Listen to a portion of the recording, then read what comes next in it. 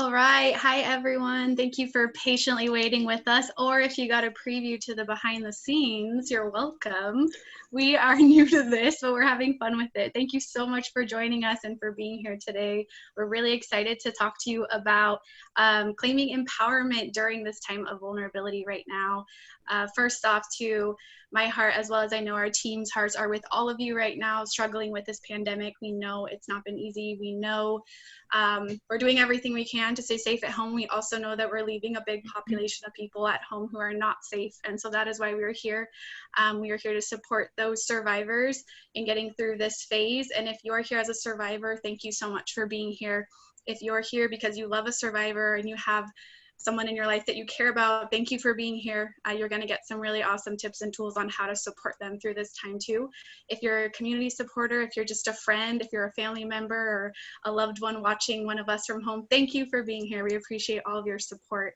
We're excited to share this next hour with you. So as you guys know, I'm sure you've been watching the news, and hopefully not too much, but this pandemic that's going on right now is hitting up into the millions, right? Around 2 million to be exact of people who've been contracting these cases. And while that is a big fire that we need to put out, also just want to shine light too on this current epidemic of domestic violence that's been going on for a really long time that actually affects about 82 million people a year alone, just in the US. Okay, so just to kind of put some perspective there of this is something that's ongoing all the time and still needs just as much of your support and help to kind of overcome this together.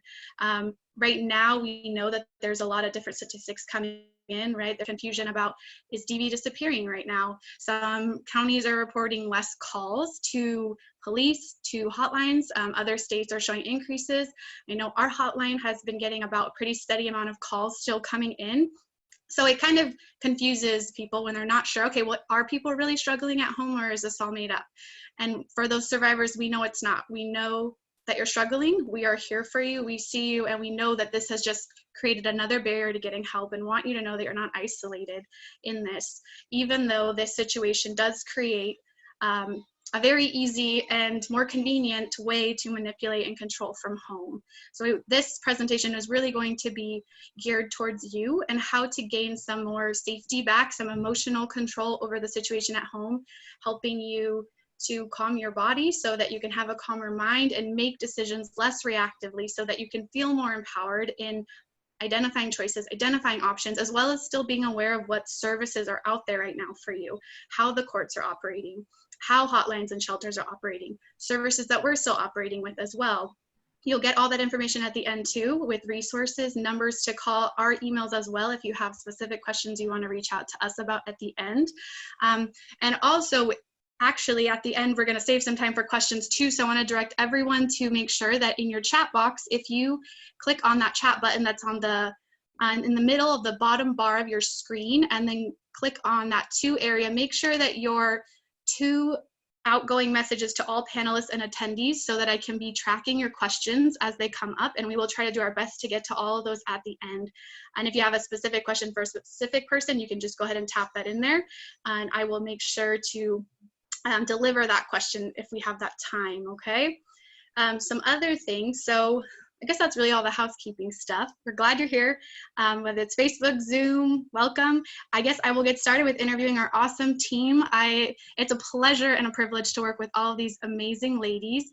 We have Erica, who's going to be starting us off, and she is our legal coordinator. She works out of our Garden Grove office, although we're all working remotely right now, and she's going to be giving you some tips and tools about what to consider if you have legal questions right now. If you're wondering about what can I do, what are my options, how to prepare yourself if you just have legal questions and you want to know where to get support. She's going to go into a little bit more detail about that. Then we have Yanette, who is one of our clinicians at our shelter. She's still working right now too remotely as well and helping our clients in shelter get services, mental health services. She's going to be talking to us a little bit more about what to do if you're considering shelter or you need an option and need a safe place to, and you're getting ready to leave or just even considering leaving, how to kind of plan and get more prepared for that. Then I'm going to pass it on to Amanda, who's going to talk to you a little bit more about what our body and brain is going through right now, right? This pandemic is traumatic. All of our trauma responses are kind of being activated collectively, and we all respond differently. right? So that person in the store that you're like, what are they doing? And it's triggering me, right? This is because I have a different response than them, and that's okay. But she's going to talk to us a little bit more about how at home too, when we can't escape our trigger or trauma or abusers right there, what can we do to help calm our nervous system down so we can get back to that place of making a decision that's going to impact and benefit our long-term future. And then lastly, at the end, we're going to have Hadil, who's also one of our clinicians, talking to us about coping skills, specific strategies that you can take away today and use at home, as well as the best part, a demonstration. So we all get to practice together and get to enjoy some relaxation. All right, so without further ado, I will go ahead and pass it off to Erica. Erica, take it away. Yes, Melanie, thank you. So I'm really just excited to share what we do in the legal department and how you can also prepare if you have someone who is going through, is in an abusive relationship and needs some legal assistance. Usually, I know right now it's a time of feeling uncertain. Any individual may be feeling overwhelmed and they may feel that they have lost complete control of themselves, lost control of their surrounding, lost control of communication with maybe their support person. They are ordered to be at home, so then it makes it challenging for anybody to maybe asking, having a conversation. Maybe the only safe place to go is going to work, especially for those who have been in an abusive relationship. So that's when we have a lot of feelings, different emotions that we might be experiencing right now by feeling overwhelmed, maybe being vulnerable, sense of feeling helplessness, and even fear. This is true for victims of domestic violence where abuse is happening right now and they have no safe to go.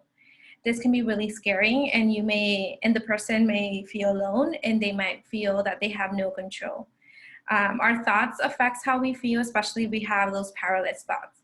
So these type of thoughts make us believe that there's nothing we can do in situations that in any situation, and we feel that there's no control, especially for anybody in an abusive relationship, that they feel that they have no control, they have no safe place to go. For example, in circumstances where we want to ask for help by calling maybe the police or maybe filing for a restraining order, we may have powerless thoughts by thinking, well, my partner is really charming, there's no way that anybody will believe me. No one will believe the side of my story, or maybe also having other thoughts of saying my partner won't follow a protective order anyway, so why file for a protection order?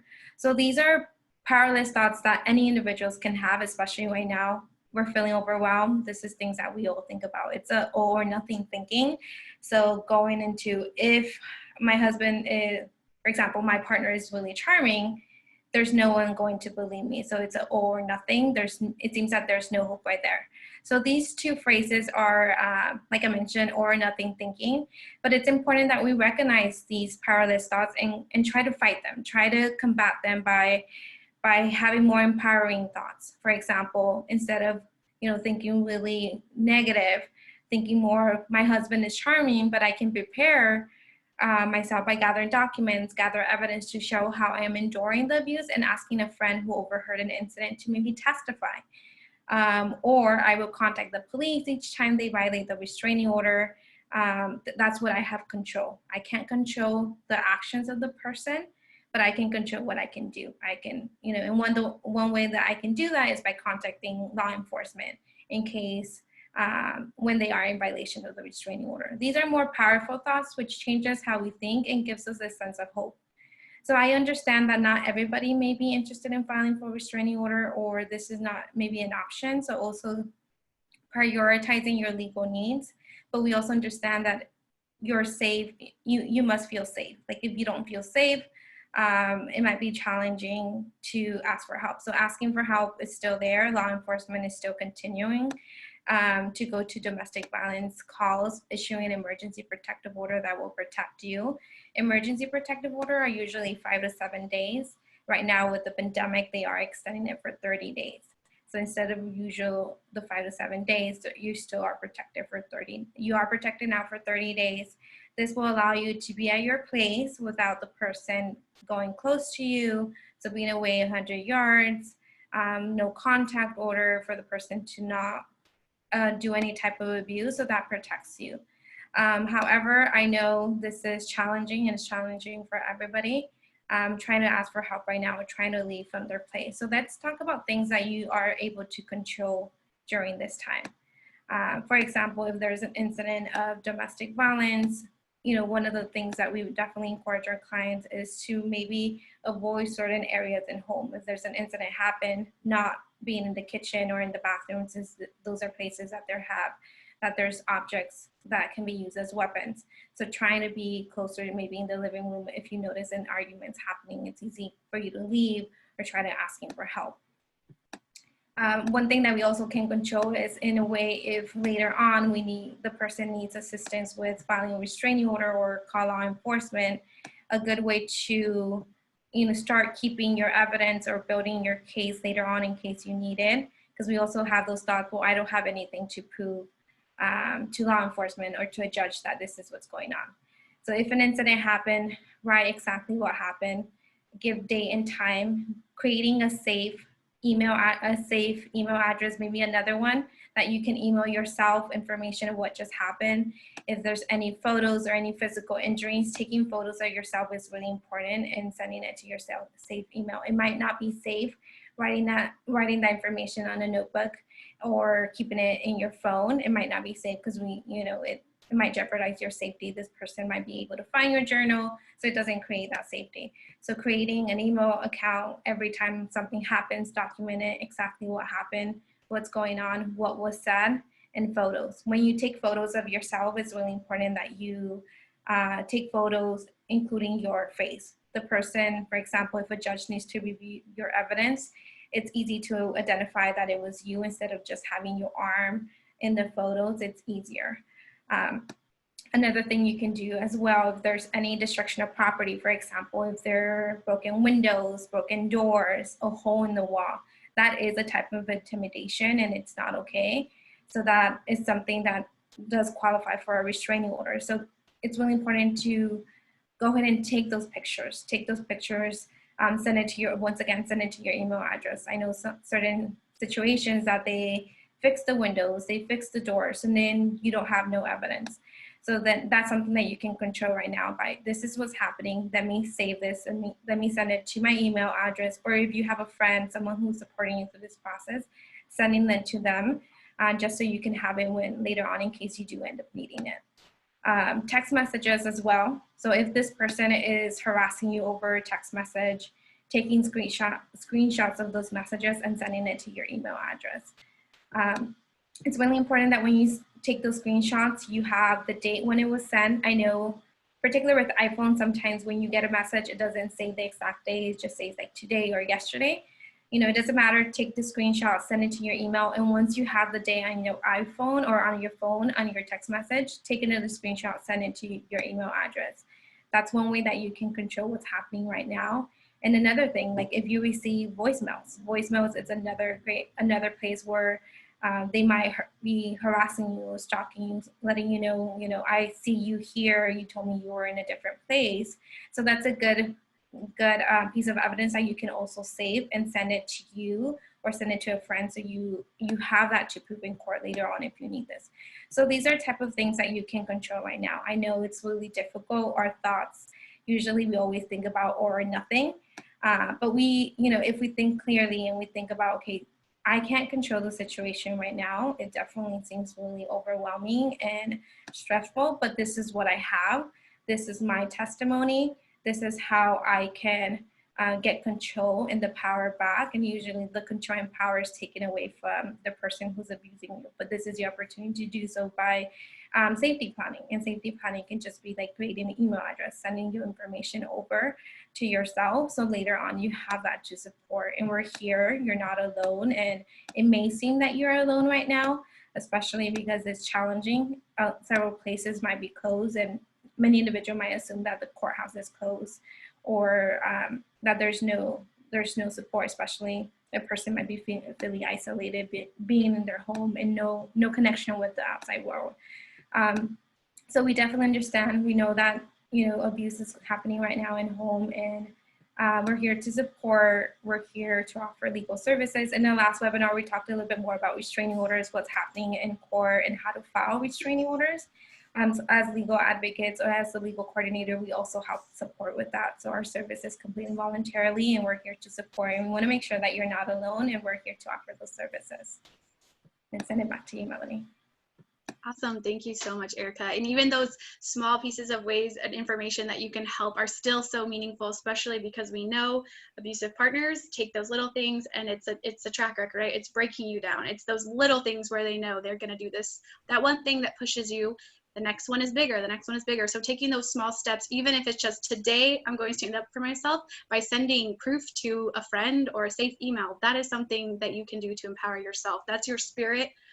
That's your that is your light within. No one can take that, and we understand that there are abusers who are trying to control you and make you forget that. So thank you so much, Erica, for giving us some of those awesome tips there.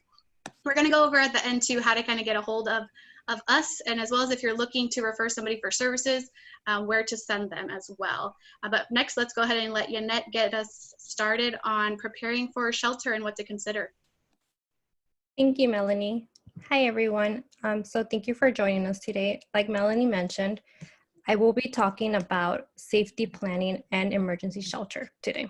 So leaving is often the most dangerous time of a victim of abuse because abuse is about power and the control. When a victim leaves, they're taking control and threatening the abusive's power. So which will cause the abusive partner to retaliate in a very dangerous, destructive ways.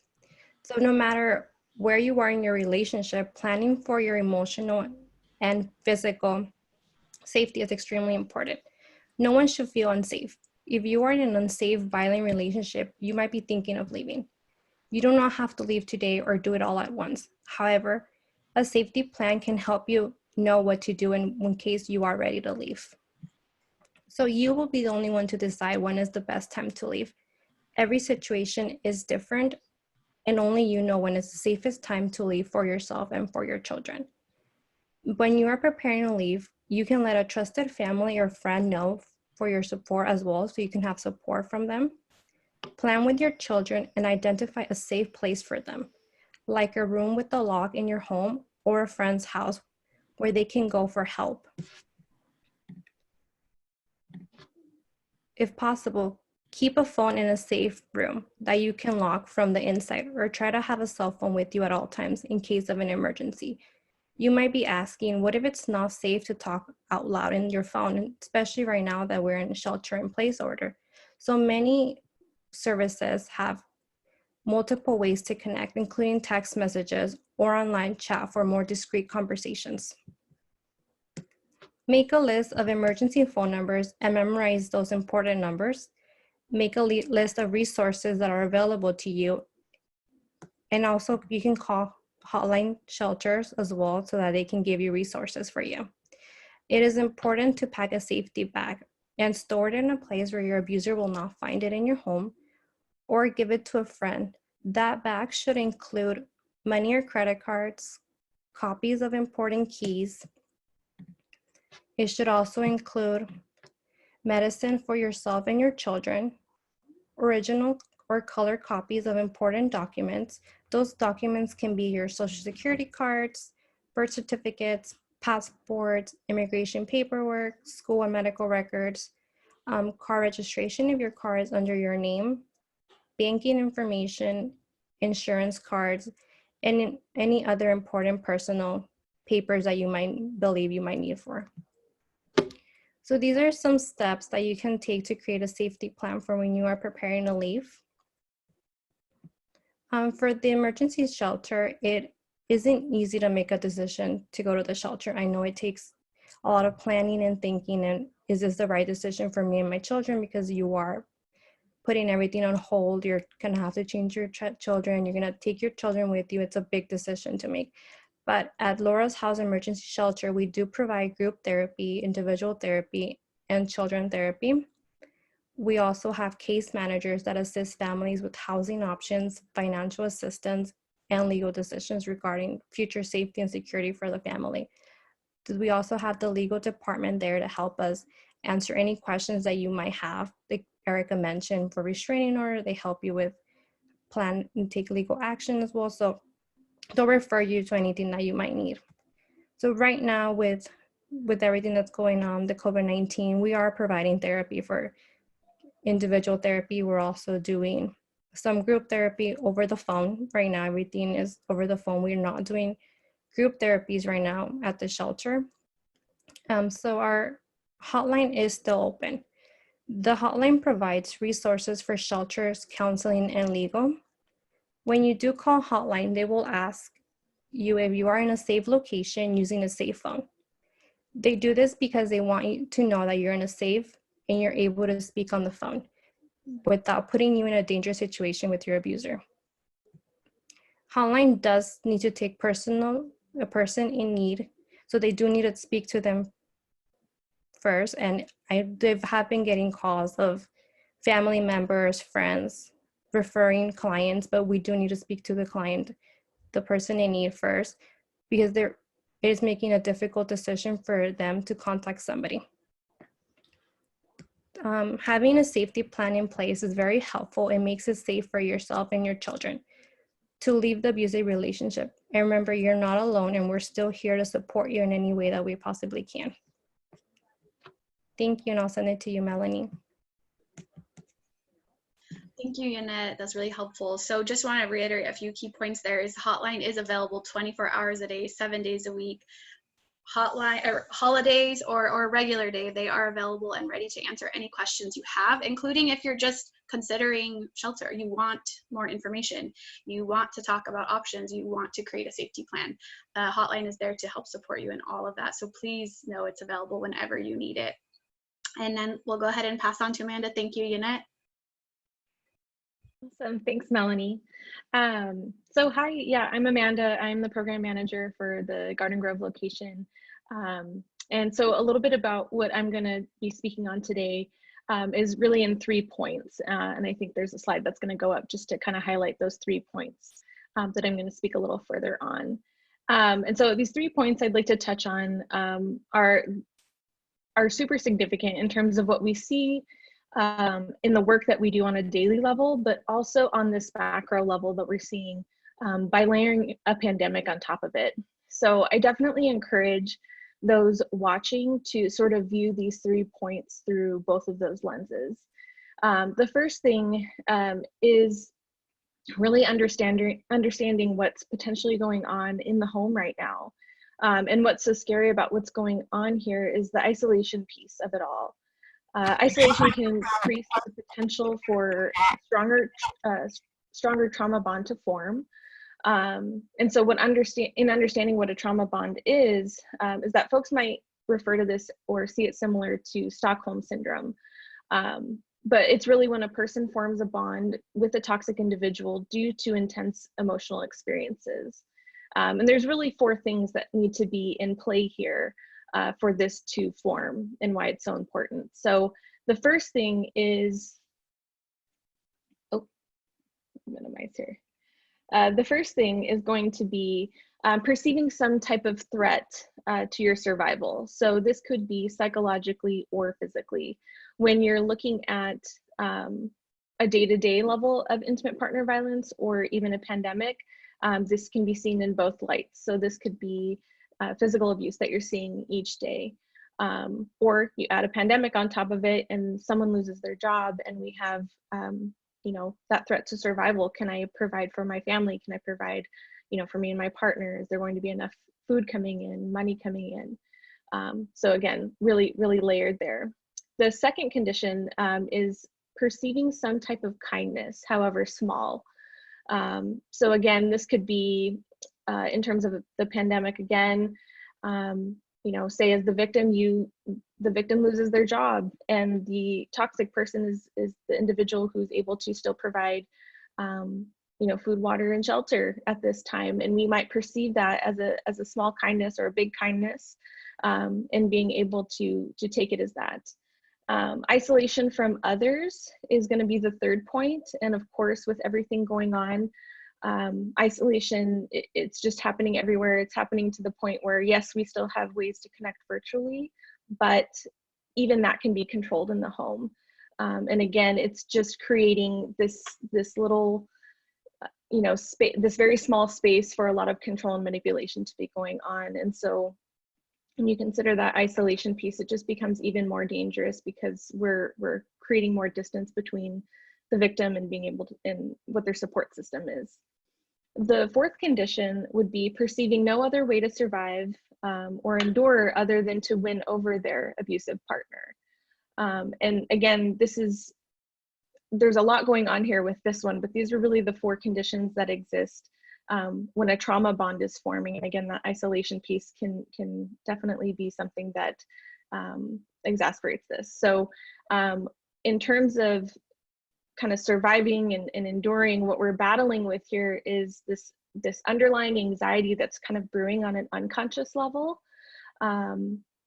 And in a webinar that I just watched the other day, it was a webinar by Brene Brown.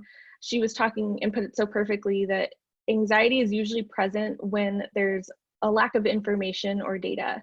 And I think in this situation, a lack of resources and support as well. So we start feeling really anxious. We start feeling really unsure of what to do, uncertain of the future.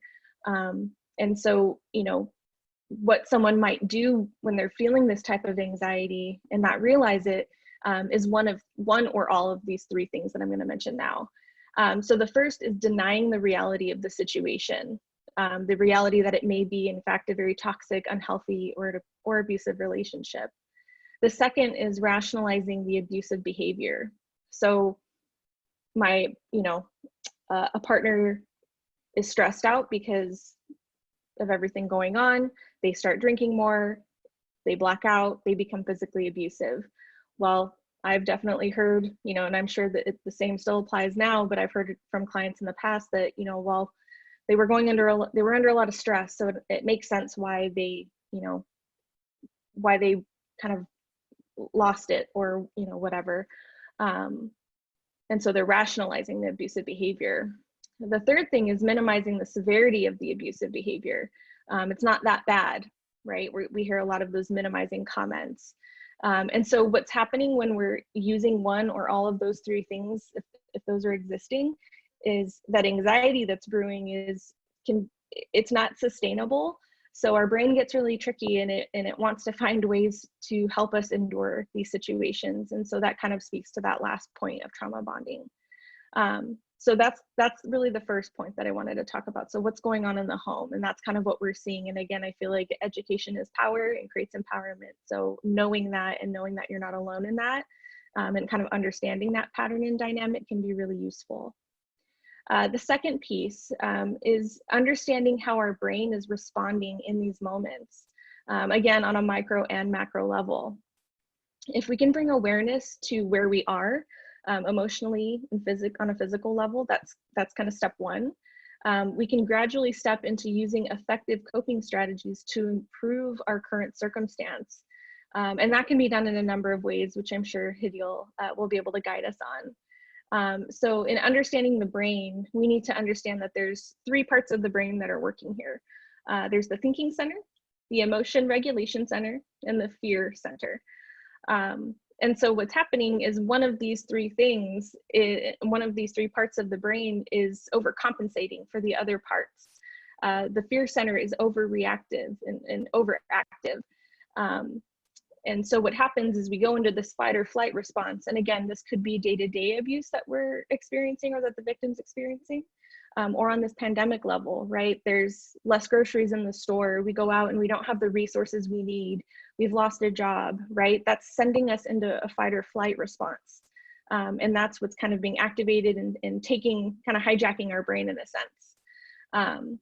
And so this can lead to difficulty feeling safe, difficulty creating a sense of calm within ourselves, and even affecting our sleep.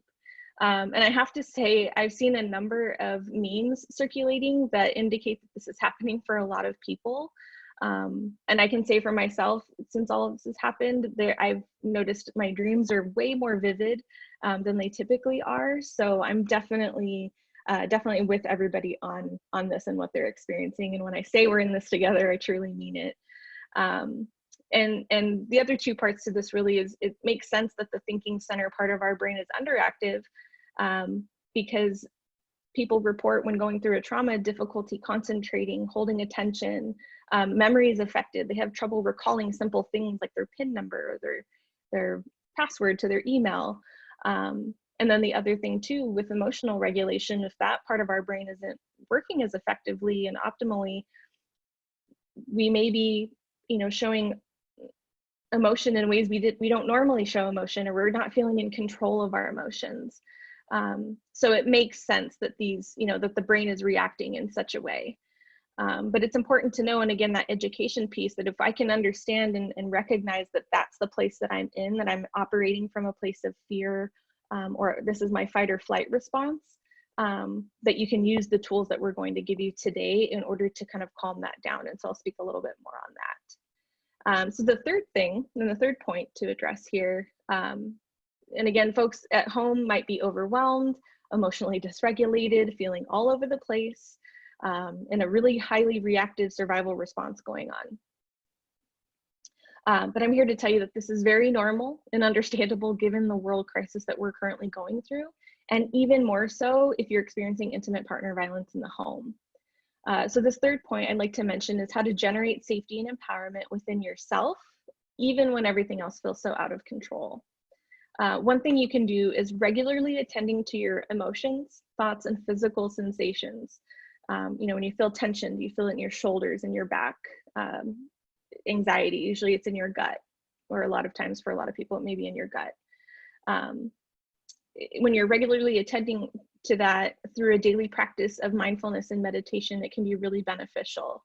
And again, there was another talk that Melanie actually referred me to here by Bessel Kolk, who's a trauma researcher and psychiatrist. And he identifies why this practice is so important and put it in such a way that just really things started clicking for me. And that's because when we're currently experiencing trauma, we sort of lose our sense of time, and it can feel like this moment or event will last forever. We start to have a sense of a negative outlook on the future, shortened future. But when we take 1 minute or 5 minutes or 10 minutes, if you're a real overachiever here, to sit with our breath and just notice different evolving emotions, we're generating movement internally. And the result of this daily practice in forming a new habit is that we're calming the fear center in our brain and allowing for the thinking and emotional regulation centers to carry their weight rather than being underactive. So it's really balancing out our brain and calming that very innate response that we don't always have control over. And finally, this balance creates an increased sense of safety over time. When we generate safety and begin empowering ourselves, we're ultimately more capable of establishing healthy boundaries and making informed decisions, really. This obviously is looking at a longer term overall goals, but the best thing we can do is focus on the present moment, do what we can with each new moment that we're given, with the information that we have. And I can't stress that last point enough of with the information that we have, because we're doing the best that we can. None of us could have predicted that this is going to happen this time last year, and I can truly say that we are all doing the best that we can in this situation. And so if you are a victim of intimate partner violence and you're dealing with this, just know that each new day brings new opportunities, and that this is your chance to change that, to make more informed decisions. And so this level of compassion helps quiet down some of those old narratives we play over and over in our mind that consistently try to measure us up with should haves. I should have realized sooner. I should have reached out for help the first time. I should have seen the red flags. And so really the takeaway here is to, just love and be kind to yourself in these moments, because it really is the best thing for us.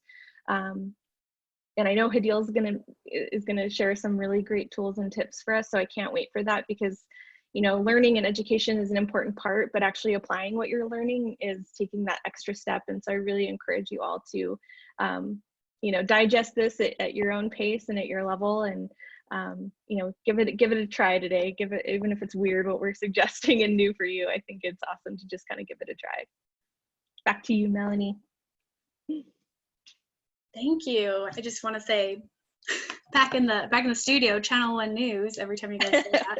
I hope you're still with us. Hopefully a little laugh here. I know this is heavy stuff, and it may be bringing stuff up. So collectively too, if we just all need to kind of take a break and take a deep breath, let's go ahead and do that now. Hadil is going to give us a lot of great tools too, but just in kind of summary, Amanda, thank you for that. There was so much information, really detailed.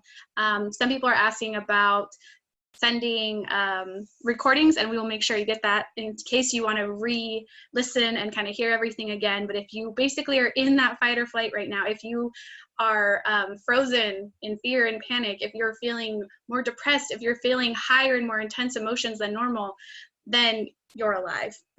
That's what that's about right now, is our body and our brain is responding in a way that it's meant to respond, because it's giving us cues to let us know what we need to do next. And right now it's about getting our bodies and our sense of self and safety back to a place of calm, back to a place of neutrality. And Hadil, with that, go ahead and take it away and show us some ways we can do that.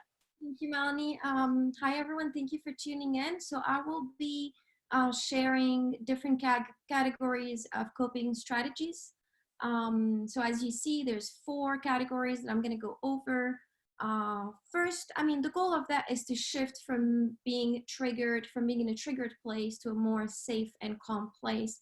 And going back to what Melanie said earlier, is really to be able to make decisions from a calm and safe place, and not from a reactive place. So we want to go from reaction to really taking action, and taking action is really taking power and control back of ourselves. We don't have control over other people, and sometimes circumstances happening around us would definitely have control over what's happening inside of us. So how do we shift from a triggered place to a more to a calmer place? So mindfulness practice. Mindfulness practice has in research been shown to be very, very effective for all of the things that we all struggle with, whether it's on a daily basis or in terms of mental health. So reconnecting to your body, reconnecting to your breath, kind of being in the present moment, paying attention to what's going on. And I'm going to do that in the demo a little later. We're going to do a little bit of a mindfulness practice and a breathing exercise. So I can take you through that a little bit. But it's reconnecting to your body, to yourself, seeing what's happening to your breath, to your thoughts, and to your feelings, and your body sensations. So observing with no judgment, really what's going on in the moment. Second one is engaging in any kind of physical activity. So it does not mean specifically working out or doing a full-on workout session. It's really any kind of physical activity that is engaging your body back. What happens most of the time, if when we are feeling anxiety, the anxiety is all the way up in the head and in the stomach and in the upper body. I like to look at it as anxiety is really kind of a big head just walking around with no legs. So we want to grow this body back, take it down into the body, and kind of ground ourselves. So it could be walking, it could be stretching, it could be just moving around. Running, working out, whatever works for you.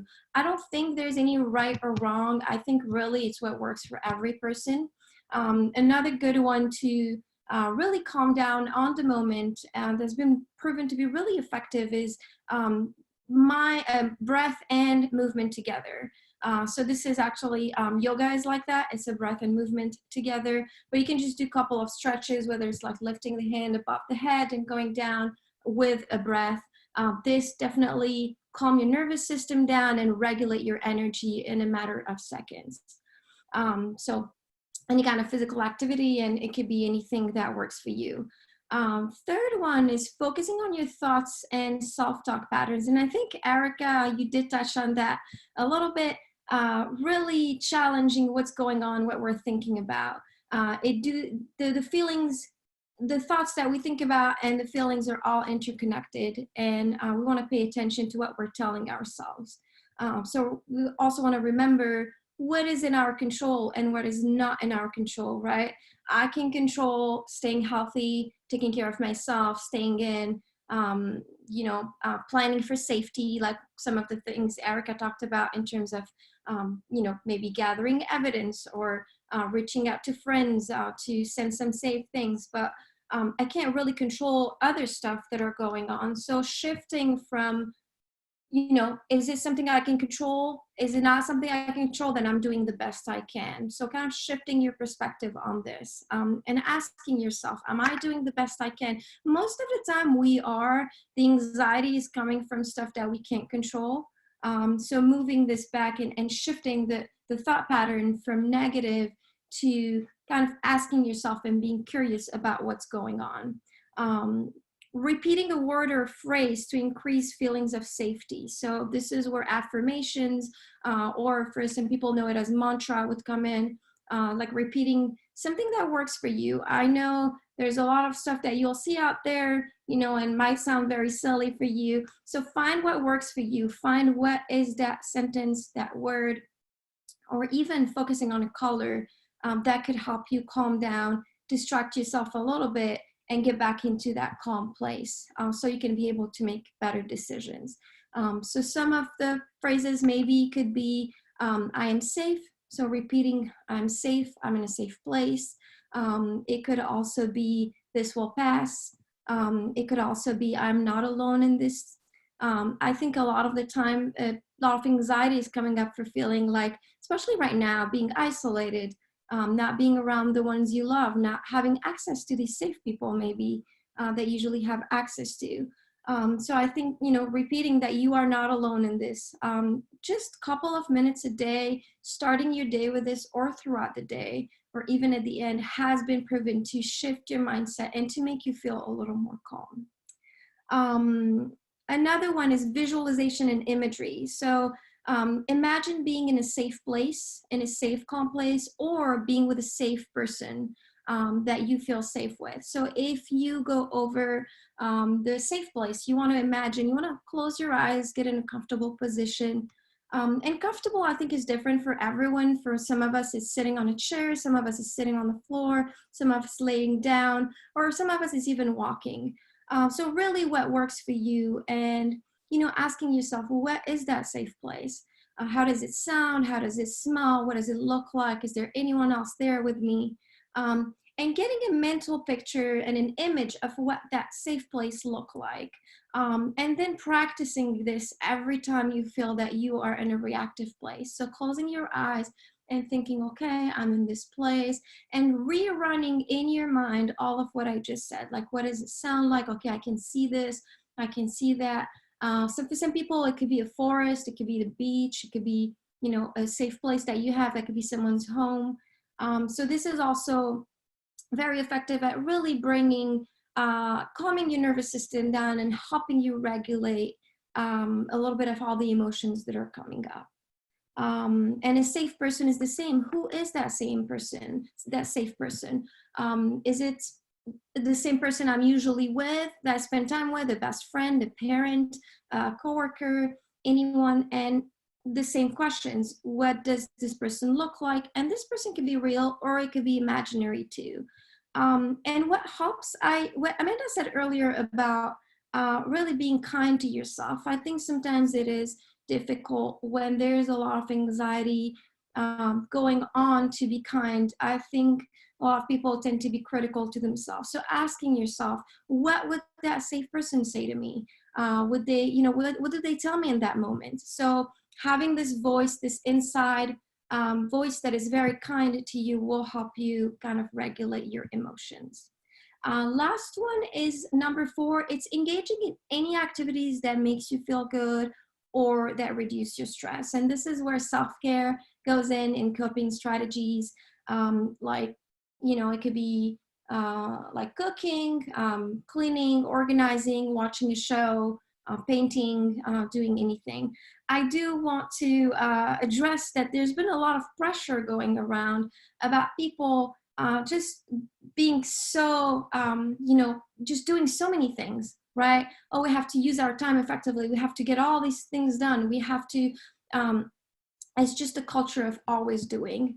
And I want to address that this is, if that does not work for you, then it does not work for you. We don't have to comply to this pressure, and it can be anything. If watching a show right now is all that relaxes you, and sitting on the TV, if this is how you're being able to cope and regulate your emotion for the time being with what's going on, that's okay. So giving yourself permission to engage in these activities that make you feel good. Usually a good place to start is just to write a paper, write a paper and write down everything that makes you feel good.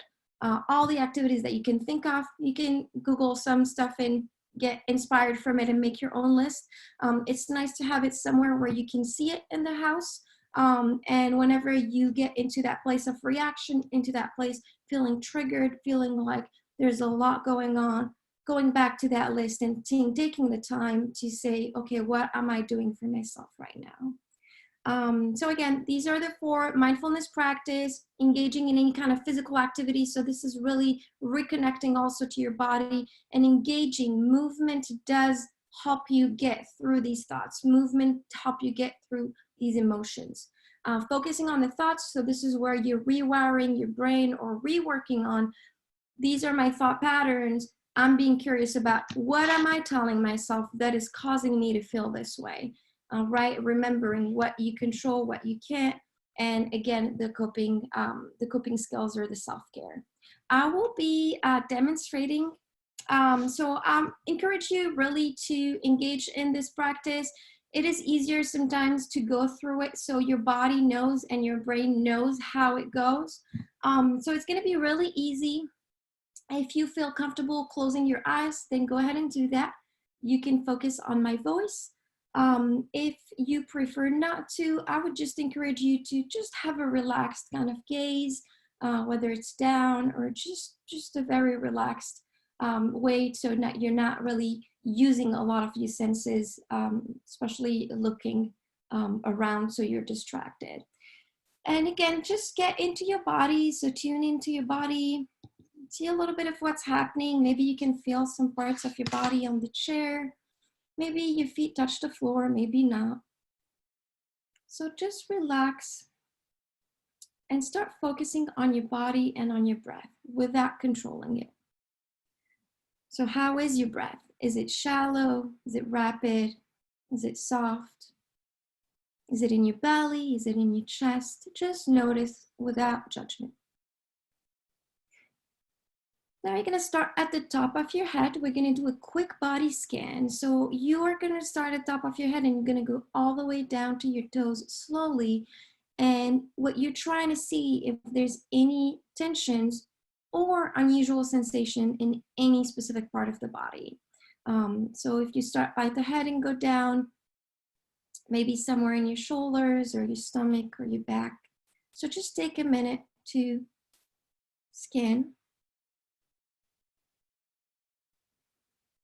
And if you find any part where there's any tensions or unusual sensations, I want you to send a breath there. So that means focus on that part, and I want you to big inhale in it and exhale in that part. We're going to shift the energy from the upper body to the lower body. So imagine that there's an arrow going all the way from your head and all these thoughts and energy in the head, and it's going to go all the way down to your feet and ground you. So you want to feel maybe your feet are heavier. You want to feel like there's energy more going down, and not in your thoughts, but more in your body. Now we're going to put one hand on our heart and one hand on our belly. This usually helps with reconnecting a little bit and knowing how your breath is expanding and if you're breathing from a specific area. What we're going to do is we're going to do something called the belly breath. So instead of breathing in the chest, we're going to breathe in the belly. So I'm going to guide you into this, and we're going to do it together. So again, relax, be mindful of your shoulders. We do tend to lift the shoulders up when we breathe like that. And just slowly, we're going to take a deep inhale, your belly rise. And exhale from your nose. We're going to do this 2 more times. So inhale in your belly, it rises.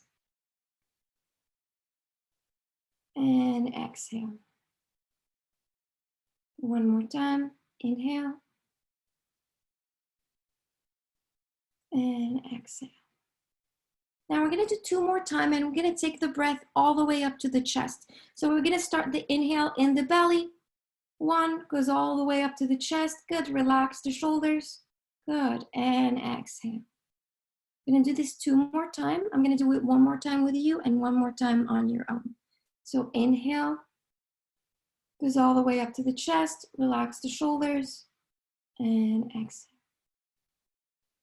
Last time on your own.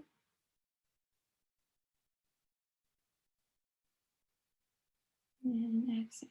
Now, whenever you're done with your breathing, just Put your hands back where they're comfortable. And I want you to pick an affirmation. Maybe we'll pick one together actually. We will repeat. So in this comfortable position, we are going to repeat, I am safe and this too shall pass. So we're going to do it 3 times. You're going to repeat it 3 times in your head. I am safe and this too shall pass.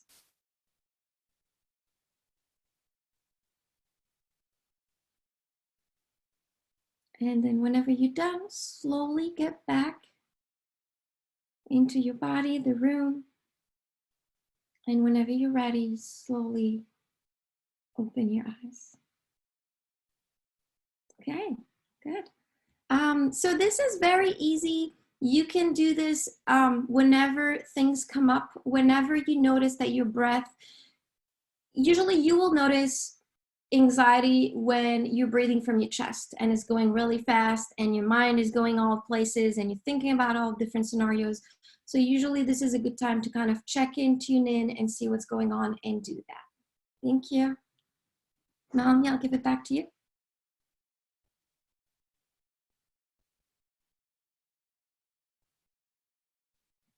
I think you're muted. Sorry about that, guys. Thank you, Hadil. If you're still with us, I hope you're feeling a little bit more grounded, a little bit more present in this moment. And we're able to kind of see how quickly you can move your body from a state of stress into a state of peace and calm. So thank you for that. And thank you to all of our presenters. Before we end today, just wanted to check back in.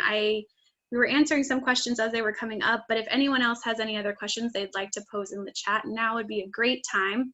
And I'm also going to direct you to our final slide. Again, so if you or someone you know is in need of services right now, all of our calls are being filtered through our 24-hour hotline right now because we are not in office. So if you're looking for legal services, if you're looking for mental health services, if you're considering shelter as an option as well too, all of those would be directed to our 24-hour hotline right now, which is 866-498-1511.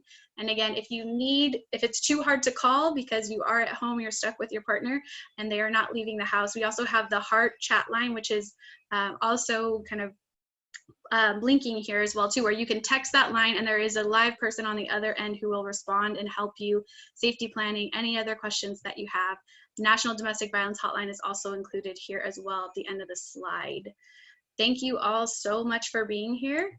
And thank you all of our presenters, all the great information. I know I'm still kind of integrating it all as well too. So with that, I guess we will leave you. We will be on for a few minutes though, so if you do have questions, feel free to send them in. Please be safe out there and be kind to yourself. Thank you.